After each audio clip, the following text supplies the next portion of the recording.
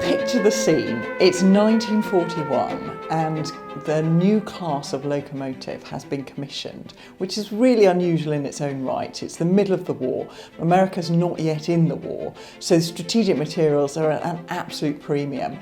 And yet the designer Oliver Bulleid managed to persuade the government to allow him to both design and build a completely new class of locomotive, incorporating all kinds of really innovative designs brought over from America. Because we're at an absolutely key point in the war, most of the fit and able men have been called up for service. So who's going to build this huge locomotive down at Eastleigh Works, which was already a very established works? And interestingly, it already had a number of women working. There were women working at Eastleigh Works even before the war. So it was the women who stepped up to the plate, got trained up in order to build this newly designed locomotive. One of the challenges for us is there are no photographs that we can find of the women who were building Canadian Pacific down in Eastleigh Works in 1941. Across the airfield at Eastleigh, the women who were building Spitfires, there are loads and loads of photographs of them, all used as PR tools during the war to encourage women into war work. But unfortunately, for some reason, the women of Eastleigh seem to, on the loco side, seem to have been really excluded. We have got a couple of images from other locomotive works of women working at forges, women working on boilers, but nothing from Eastleigh. So that led us not only to speculate, well, wouldn't it be great to find some real pictures of the Merchant Navy class locomotives being built at Eastleigh, but actually once we started looking at the whole project, what happened to these women? They were generally going to have been unmarried and young when they walked into the Eastleigh Works, and therefore when they moved away, they probably got married. They may not have moved very far, but it's not impossible that one of those women is still around, still with us. We would absolutely love to find one of the women who built Canadian Pacific to help us celebrate and join the launch of Canadian Pacific in March 2025. We know that those women would have been really heavily involved in the engineering because we've done the same job with our volunteers. We've taken our expert staff and we've trained people who didn't necessarily have any background at all in building a locomotive, and they've been working on our boiler for the last few years, and they've been putting in the stays, doing really, really heavy work. And that's what those women were getting up to. So we can see exactly how it went in that 1941, where those women were walking into potentially never having worked in an engineering facility, and in less than a year later, they managed to turn out a fantastic, innovative merchant navy that then went on to play such a strategic part in the Second World War, hauling really important men and material down to the south coast on lines including what then became the Watercress Line.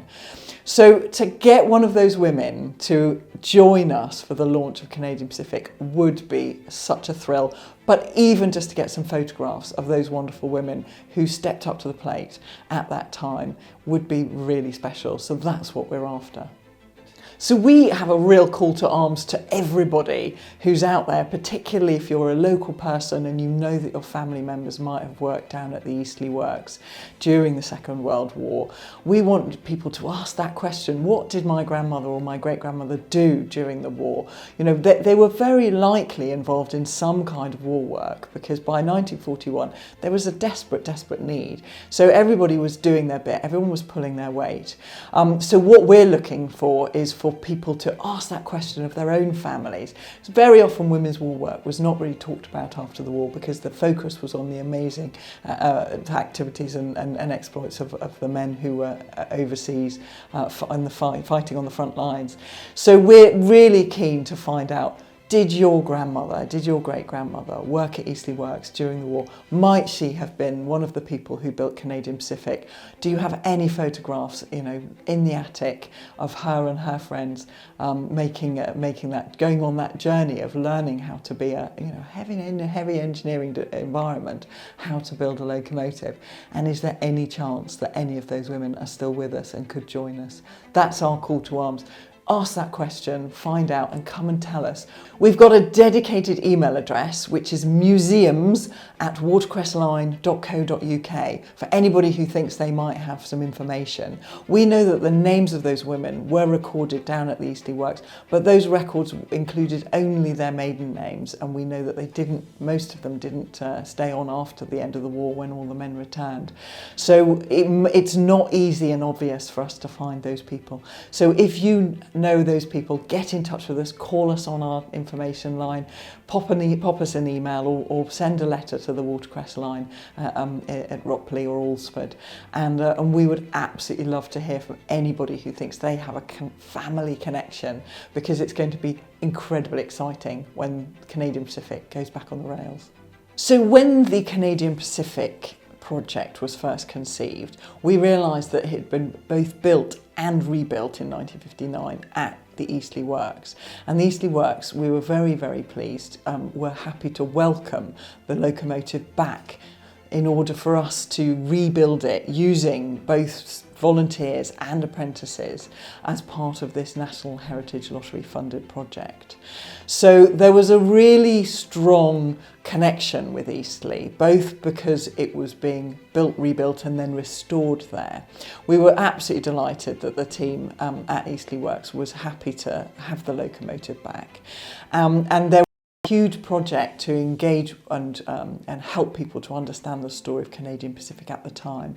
It was during that project that the project leader, Dr. Becky Peacock, discovered that obviously most of the people who would have been building Canadian Pacific in 1941 would have been women doing the war work. So they would have been supervised by the male counterparts, but the youngsters would have gone off to war.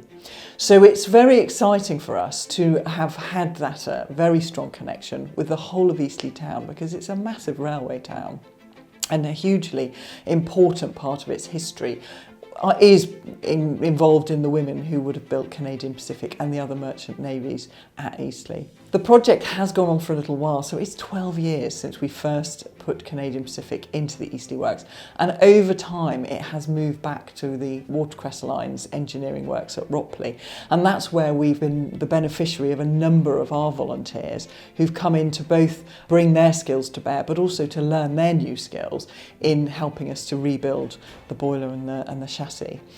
So the Eastleigh Works has got a really, really strong connection with both the Watercress Line and also the Canadian Pacific. So that's one of the reasons that we're particularly keen to find this local connection. So we've just seen the boiler and the chassis being married up for the very first time in a decade. So that's a huge milestone for the project, and it means it gives us project certainty.